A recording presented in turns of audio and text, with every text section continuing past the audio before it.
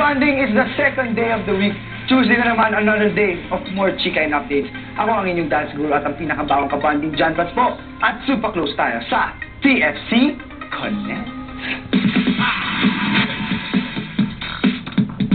Kahapon ay nalaman natin kung ano ang pinaka-in na grooves and moves sa North America. At today, we dance all the way to Europe. Dito sa Europe, talagang malupit ang sayaw nila. Kaya panoorin ito sa The Instinct. Alam niyo ba na sa France daw yung tempo sayaw very popular among teenagers because of its quick.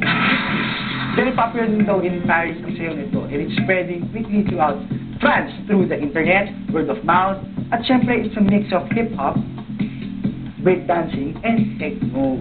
Ganyan po yan. Kaya naman, tectonic dance ang tawag nila dito.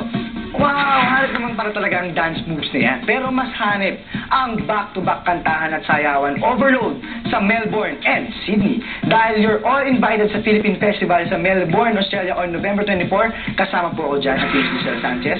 Magkita-kita po tayo dyan sa Philippine Community Center sa Laverton, Victoria. At kasabay nun ay makiki-fun day sina Bea Alonzo at John Lloyd Cruz sa Blacktown Olympic Park sa Sydney.